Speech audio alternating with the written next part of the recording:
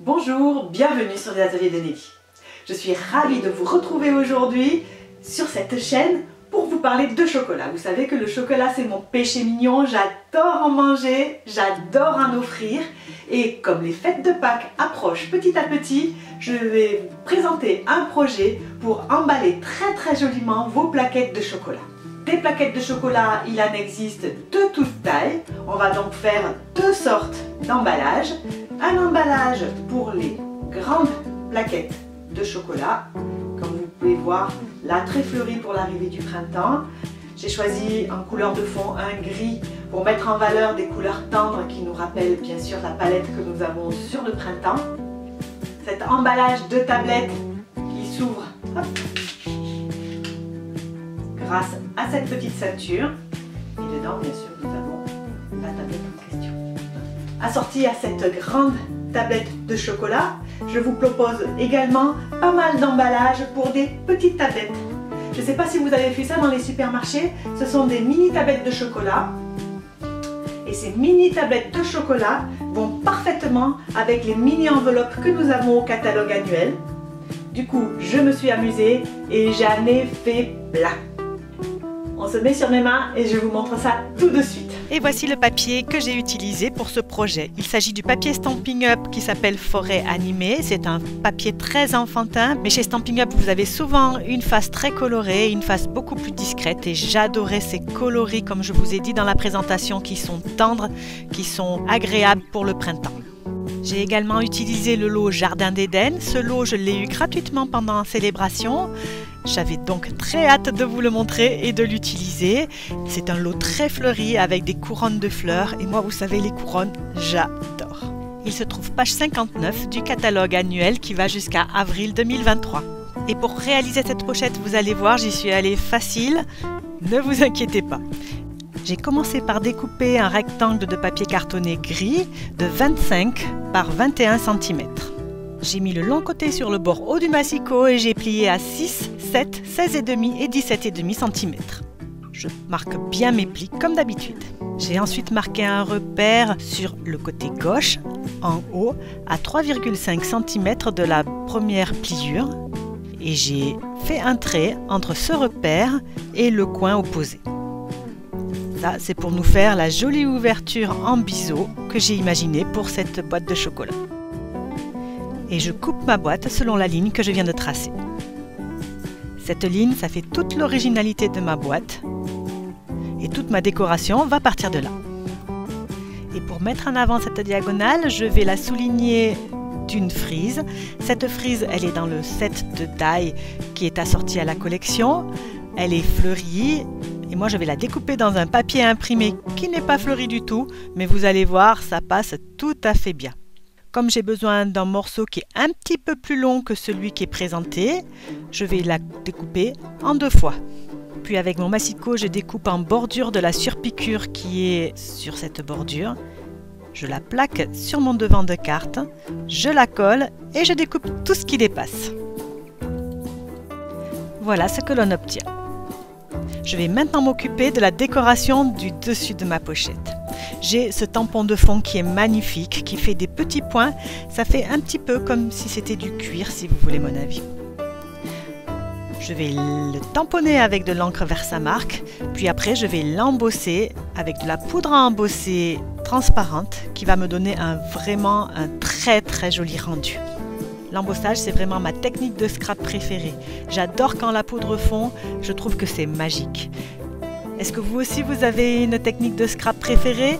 N'hésitez pas à me la mettre en commentaire et j'essaierai d'en parler aussi souvent que ce que je parle de l'embossage. Est-ce que vous avez vu le rendu magnifique que l'on obtient?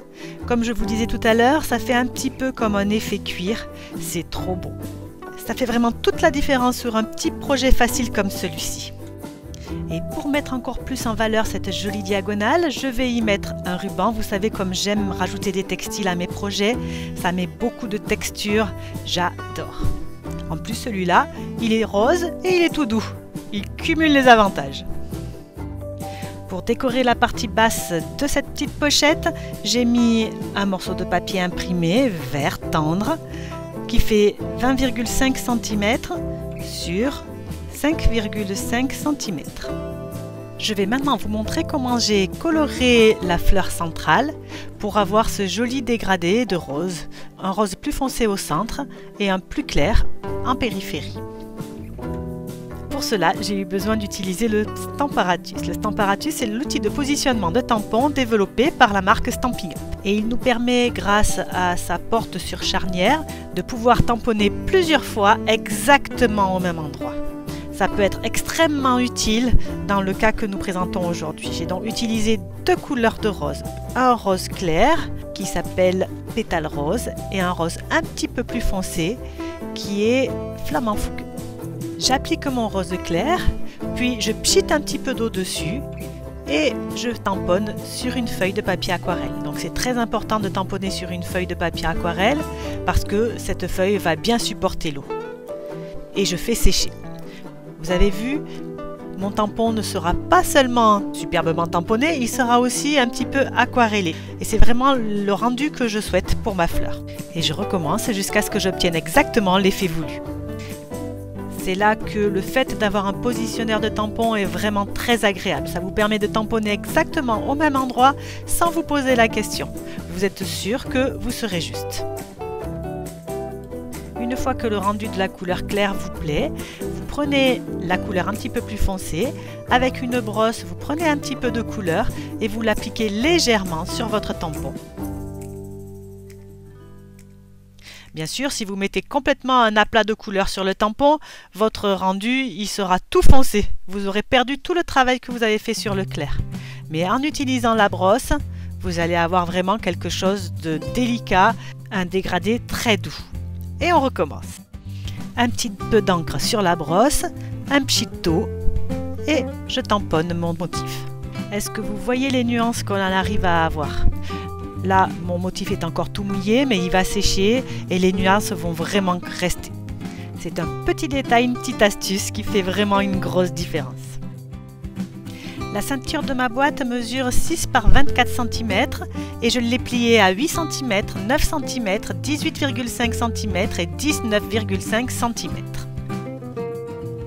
Je vais la plier autour de mon emballage de chocolat. Avec le chocolat à l'intérieur, c'est mieux, comme ça fait un petit peu plus rigide, c'est plus facile. Et je le colle à l'arrière. Il ne me reste plus qu'à décorer le devant. Tout d'abord, pour rappeler la pochette, je tamponne ce tampon de fond petit pois avec une encre rose, le même rose que celui de ma fleur. Puis cette fleur, je la découpe pour pouvoir la coller au centre. J'ai également découpé quelques petites couronnes, des feuillages dans du papier doré, dans du papier vert. Tout ça va me permettre de décorer à la fois ma pochette de la grande tablette de chocolat et mes petites pochettes. Je ne referai plus de décoration, je me servirai juste de ce qui me reste de la décoration de la grande pochette. Et il ne nous reste plus qu'à procéder au montage. C'est très simple, je vais me servir de tous ces morceaux que j'ai découpés pour décorer ma ceinture. Donc, tout d'abord une couronne que j'ai découpée dans du papier imprimé vert, puis une étiquette dorée, ma grande fleur et ensuite j'entoure avec des feuillages.